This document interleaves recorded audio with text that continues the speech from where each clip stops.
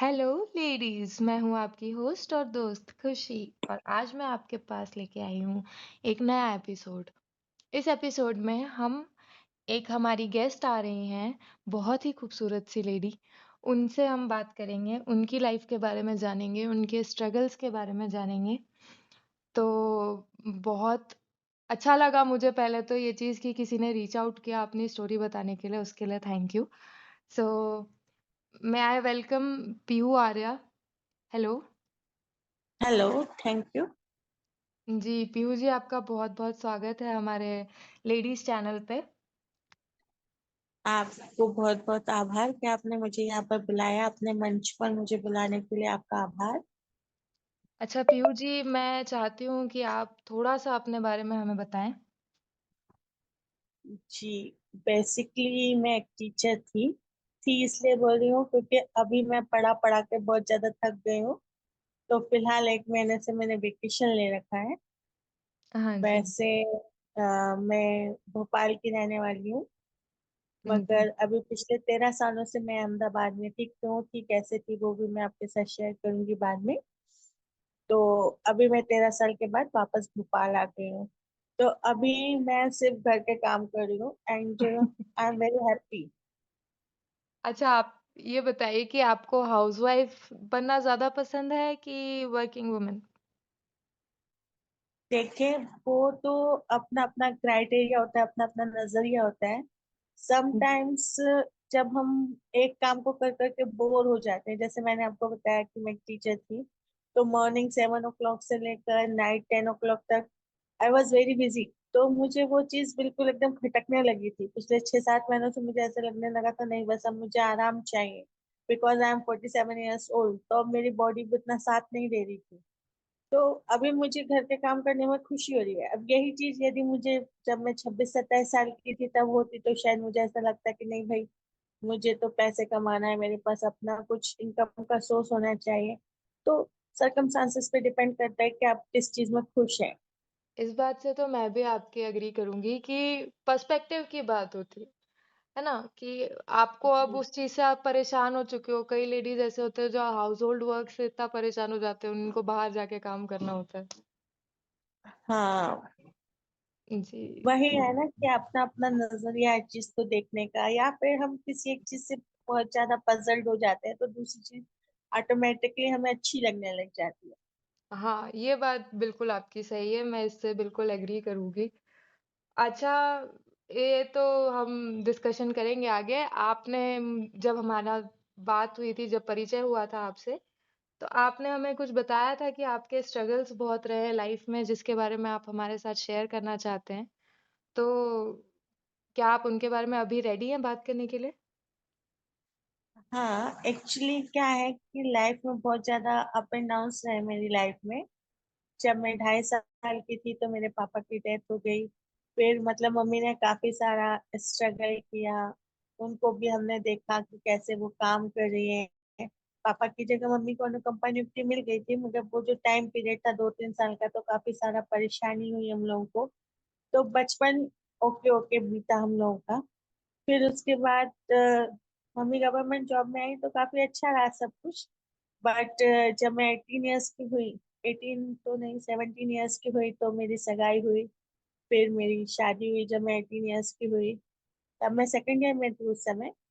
फिर जब मैं एमए के फर्स्ट ईयर में आई तो मेरी बेटी। हाँ जी। आपकी एक बेटी हुई है? तो हाँ जी, मेरी एक बेटी है 27 साल की। अच्छा। तो मतलब मेरे जो हस्बैंड थे, वो थोड़े लालची टाइप के थे, ऐसे बोल सकते हैं हम। और हम भोपाल के हैं, पापा नहीं है, भैया नहीं है करके काफ़ी सारा परेशान किया उन्होंने। मतलब जो उम्र मेरी सब कुछ देखने लायक थी, खेलने-खाने लायक थी, घूमने-फिरने लायक थी, उस उम्र में मैं मार खाती थी, बोल सकते हो। तो काफ़ी कुछ था उस समय में मेरी लाइफ में। फिर मम्मी ने मेरा काफ़ी साथ दिया और वो मुझे मारते थे, फिर धीरे-धीरे उन्होंने मेरी बेटी को भी मारना शुरू कर दिया। तो ठीक है। वो उनका नज़रिया होगा, हम यहाँ किसी को जज करने नहीं बैठे, बट वो जो टाइम पीरियड था बहुत काफी स्ट्रगल वाला टाइम पीरियड रहा मेरा। नहीं, पीयू जी मैं आपको उसके यहाँ रोकना चाहूँगी। नज़रिए की बात वहाँ तक सही है जब तक किसी तीसरे इंसान को परेशानी नहीं हो रही। अगर आपके साथ ऐसा हुआ है तो ये चीज़ गलत ही है। सॉरी टू आपको इंटरप्ट करने के लिए पर मैं बोलना चाहती थी। आप कंटिन्यू रखिए सॉरी। एक्चुअली वो थोड़े ऐसे, उन्होंने शायद इसीलिए शादी की होगी कि पापा नहीं है, भैया नहीं है। मम्मी काफी सारा सामान देती थी। पहले हम लोग 1 BHK में रहते थे तो उस हिसाब से मम्मी ने पूरा दहेज दिया था। फिर जब हम लोग 2 BHK में शिफ्ट हुए तो फिर से वापस पूरा सारा सामान दिया मम्मी ने। तो उसके बाद भी वो इंसान कभी सेटिस्फाई नहीं हुआ। फिर मुझे मारा, मेरी बेटी को मारा। फिर एक बार की बात है जो मैं आपसे शेयर करना चाहूंगी, खुशी जी। जी, अ, बिल्कुल। हम लोग जा रहे थे, मतलब हम लोग गर्ल्स हॉस्टल में रहते थे। तो उस समय में 2 लड़कियां थी जिनसे मेरी दोस्ती थी। काफी सारी लड़कियां तो उनके साथ ही रहती थी, मतलब लड़कियां तो सब वहीं रहती थी, वो वार्डन थे और मैं भी साथ में ही थी। तो कुछ जो थी वो उनकी चापलूस थी, और 3 4 जो थी वो मेरी भी दोस्त थी। तो मतलब ये वो वाक्य है जब मुझे स्ट्रेंथ मिली कि मुझे कैसे उस लाइफ से बाहर आना है। ठीक है। तो उस समय में वो एक लड़की जो थी आराधना, वो हॉस्टल छोड़ के जा रही थी। तो उसने मुझे बोला कि मैम, मैं हॉस्टल छोड़ के जा रही हूँ तो आप मेरे साथ चलिए, मैं आपको ट्रीट देना चाहती हूँ। मैंने बोला ओके। तो हम लोग चले गए। एक वो लड़की थी नीरू, वो वकालत पढ़ रही थी और आराधना का कोर्स कंप्लीट हो गया था तो वो जा रही थी। तो हम लोग गए न्यू मार्केट में, न्यू नाइन करके एक होटल नया खुला था, वहां हमने डोसा खाया। अच्छा, उस समय में मेरी सास घर में थी तो मैं उनसे पूछ के गई थी कि मैं चली जाऊं। उन्होंने बोला हाँ चली जाओ। तो मैं अपनी बेटी को भी उनके पास छोड़ के गई थी। She was only 4 years old at time. तो हम लोग चले गए थे। फिर जब हम लौट के आए तो मेरे हस्बैंड घर आ चुके थे। तो उन्होंने मुझे बोला कि कहाँ गई थी। तो आराधना ने बोला कि सर प्लीज आप मैम को कुछ नहीं बोलना, हम लोग लेके गए थे जिद करके। और मैं जा रही हूँ कल, इसलिए हम लोग गए थे। तो उन्होंने उस टाइम कुछ भी नहीं बोला। फिर बाद में उन्होंने बोला कि पूछ के क्यों नहीं गई थी। मतलब मेरी सास भी झूठ बोलती थी, उन्होंने बोला ही नहीं था कि वो उनसे पूछ के गई थी कर। तो फिर रात में 2:30 बजे उन्होंने मुझे जगाया और मुझे पूछा कि तुम कहाँ गई थी। मैंने बोला न्यू नाइन होटल गए थे, वहां हम लोगों ने डोसा खाया घर आके। तो उन्होंने मुझे मारना शुरू कर दिया, और काफी मारा। मतलब इतना मारा कि मेरी नाक वाक से खून आया, होंठ के साइड से खून आने लगा। और फिर आ, रात गई जब दूसरे दिन मेरी बेटी ने मुझसे पूछा कि आपको क्या हुआ मम्मा, तो मैंने बोला कुछ नहीं बेटा, पलंग से गिर गई थी। तो उन्होंने बोला कि उसको झूठ क्यों बोल रहे हो, उसको सच बताओ ना कि मैंने तुम्हें मारा था करके। अब तो बहुत छोटी थी तब। तो वो सब पूरे हॉस्टल में बोल के आ गई कि पापा ने मम्मी को ऐसा मारा कि मम्मी को खून आया करके। तो जो नीरू थी, तो नीरू वकालत पढ़ी थी, उसने मुझे बोला कि मैम, इसमें सर की तो गलती है कि वो आपको मारते हैं, पर उनसे बड़ी गलती आपकी है। आप पढ़े लिखे हो और पढ़े लिखे होने के बाद आप मार खाते हो, तो ये आपकी बहुत बड़ी गलती है। इससे पहले मैं आयुर्वेदिक कॉलेज में भी पढ़ा चुकी थी, मतलब संस्कृत में एमए किया मैंने। मतलब तब तो सिर्फ संस्कृत में ही किया था, अब तो हिंदी इंग्लिश सब में कर डाला है।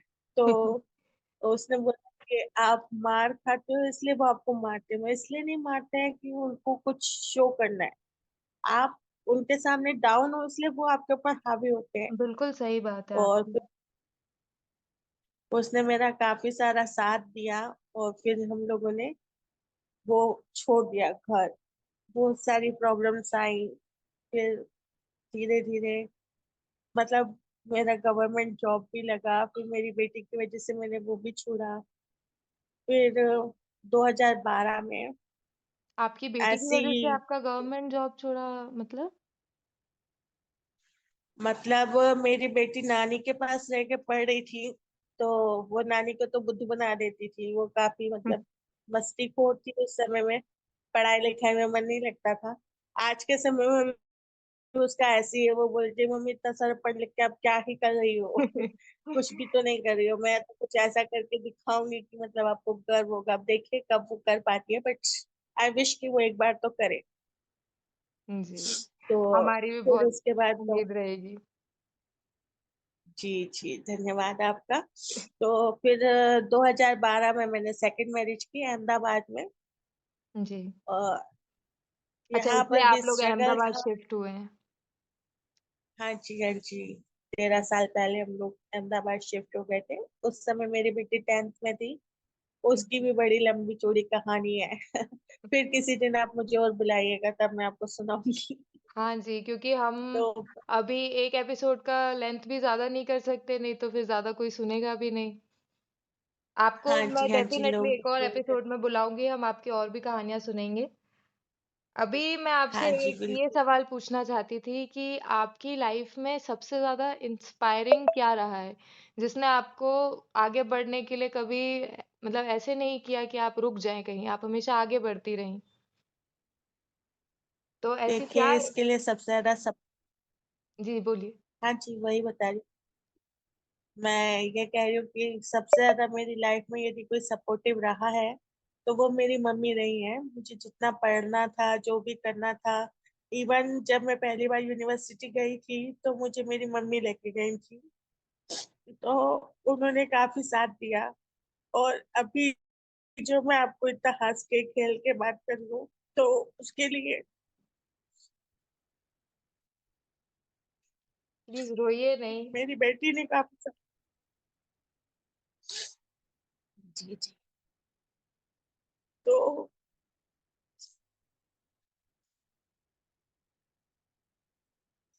पीयू जी, मैं समझ पा रही हूँ कि आप बहुत सारी चीज़ों से, बहुत कठिनाइयों से आगे आके आज अपनी कहानी बता रही हैं। कितना इमोशनल चीज़ है ये, कितनी ज़्यादा इमोशनल चीज़ है ये। हम तो सोच भी नहीं सकते कभी ऐसे माहौल में रहना और ये सब सहना। सबसे पहले तो आपको उसके लिए जी हैट्स ऑफ है कि आप इतना स्ट्रॉन्गली इन सब चीज़ों से ओवरकम करके आगे आई हैं। आज आप इतना हँसती-खेलती हैं। आपसे मैंने पहले भी बात की है, तब मुझे आपसे बात करके इतना अच्छा लगा था। आप इतनी फ्री स्पिरिट वुमन हैं, आप सबको अपने आस-पास खुश रख सकती हैं। ये बहुत बड़ी बात है। इसलिए मैं चाहती हूँ कि आप हमारे साथ जुड़ के हमारी और भी जो लेडीज़ अपनी कहानी बताना चाहती हैं, उनकी भी हेल्प करें। हम सब साथ में बहुत अच्छे से खुश-खुश रह के एक अच्छी-सी कम्युनिटी बनाएँ। जी जी मैम, आपका पर्सपेक्टिव बहुत अच्छा है। आपको सफलता जरूर मिलेगी। आपका साथ तो रहा मैं तो आपको ज़रूर बताऊं मिलेगी। कि अभी सॉरी मैम, जी, बोलिए। मैं बोल रही थी कि अभी जो मेरे अंदर ये थोड़ा बहुत चेंज आपको देखने को मिलता है तो वो मेरी बेटी की वजह से। मतलब वो मुझे बोलते हैं आपको जैसे रहना है रहो, आपको जो करना है करो, बस खुश रहो। ऐसा ही होना चाहिए। बस खुश रहिए, जैसे रहना है आप वैसे रहिए ना। कौन है जो आपको रोकता है जैसे आपको रहना है उससे रहने के लिए? नहीं अगर नहीं, आप कोई चाहें नहीं तो आपको रोकता है। कोई नहीं रोक सकता। हाँ हाँ मैम।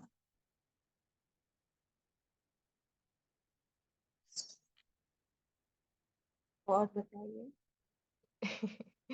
चलिए हम थोड़ा टॉपिक चेंज करते हैं। बहुत सीरियस सीरियस बातें हो गई। अच्छा आप ये बताइए कि आप एक लास्ट टॉपिक है, एक छोटी-सी बात बस बताइए कि अगर आप चाहें तो आप किस तरीके से हमारे कम्युनिटी में जितनी भी लेडीज़ हैं उनकी हेल्प करने में अपना योगदान देना चाहेंगी? मैम ऐसा है कि मुझे बातें करना बहुत आता है बिकॉज ऑफ माई डॉटर, जैसा मैंने कहा। तो आप मुझे हुँ। अपने साथ रखिए, मैं उन लोगों के साथ बातें कर सकती हूँ। और उनको सिर्फ इतना ही कहना चाहूंगी कि लाइफ में स्ट्रांग रहें। वैसे मैं अभी वीक हो गई थी, इमोशनल फूल हूँ मैं इसलिए। बट जब हम खुश रहते हैं ना तो हमारे आसपास की सारी चीजें खुश रहती है। यदि हम दुखी रहेंगे तो सारी चीजें दुखी रहेंगी, क्योंकि जो नेचर है वो हमें वही देता है जो हम नेचर से मांगते हैं। यदि हम हैप्पीनेस मांगेंगे तो सर्टेनली नेचर हमें हैप्पीनेस देगा, क्योंकि नेचर में नो वर्ड नहीं है। बट यदि हम हमेशा नेगेटिव नेगेटिव सोचेंगे तो लाइफ जो है वो नेगेटिव होती चली जाएगी। आप इतनी पॉज़िटिव बातें कर रही हैं, मेरे अंदर पॉज़िटिविटी बढ़ गई। हाँ।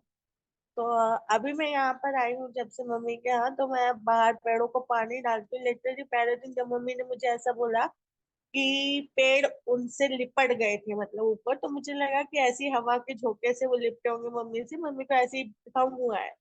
बट अभी जब मैं रोज पानी देती हूँ तो वो पेड़ भी इतने हैप्पी होते हैं ना, सचमुच मेरे से आके लिपट जाते हैं, ऐसा लगता है। तो जब उनको हम खुश होते हैं, उनसे बातें करते हैं, तो वो तो ऐसे सोचिए कि सिर्फ उनमें जान है, चल फिर नहीं सकते, फिर भी इतने खुश हो जाते हैं वो। तो फिर यदि हम इंसानों के साथ अच्छे से रहेंगे, उनको नरिश करेंगे, तो सर्टेनली वो लोग हमारे साथ अच्छा व्यवहार करेंगे। जी, बिल्कुल।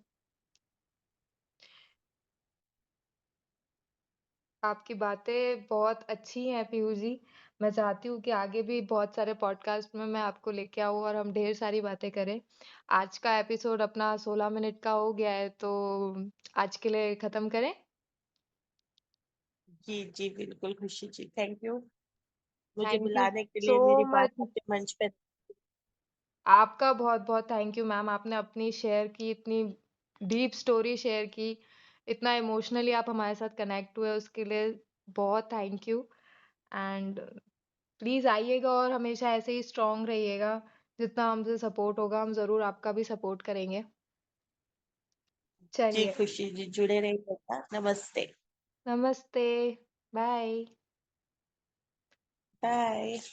तो लेडीज़, ये थी पीहू आर्या। इन्होंने आज अपनी बहुत ही कठिन कहानी हमारे साथ शेयर करी। मेरे पास तो बीच में शब्द ही नहीं थे कि मैं कैसे उनको कम्फर्ट कर पाऊँ। But it's always good to be there to listen. यदि आपकी कहानी सुनने के लिए कोई होगा ही नहीं, तो फिर आप अपनी कहानियाँ सुनाएँगे किसको? तो प्लीज़ मैं चाहती हूँ कि आप भी अपनी कहानियाँ लेके प्लीज़ आएँ और मैं दुनिया को आपकी कहानी बता पाऊँ। कैसे आप अपने स्ट्रगल से ऊपर आके उठे हैं एंड कैसे आप लोग इतना स्ट्रॉन्ग बन रहे हैं। और भी लेडीज़ हैं जिनको मैं चाहती हूँ कि स्ट्रॉन्ग बनें, इसलिए मैं ये चैनल पे सबको इनवाइट कर रही हूँ कि जो-जो लेडीज़ हैं, जितनी भी लेडीज़ हैं अपनी स्टोरीज़ बताना चाहती हैं, प्लीज़ आएँ और अपनी स्टोरीज़ बताएँ। थैंक यू सो मच इतना लंबा पॉडकास्ट सुनने के लिए। मैं हूँ खुशी, आपकी होस्ट और दोस्त। फिर मिलूँगी एक नए एपिसोड में, एक नई लेडीज़ के साथ, एक नई कहानी के साथ। उम्मीद करूँगी कि आप सबको मेरी कहानियों से, मेरे पॉडकास्ट के थ्रू उनकी कहानियों से आप सबको थोड़ी-सी तो हिम्मत मिले, थोड़ा-सा तो सैटिस्फैक्शन मिले कि आप सब अकेले नहीं हैं। प्लीज़ आइएगा, प्लीज़ मैसेज करिएगा, प्लीज़ डीएम करिएगा। मैं हूँ आपकी बातें सुनने के लिए, मैं हूँ आपकी स्टोरीज़ सुनने के लिए। Thank you so much. Like, share and subscribe. मैं हूँ खुशी। Bye bye.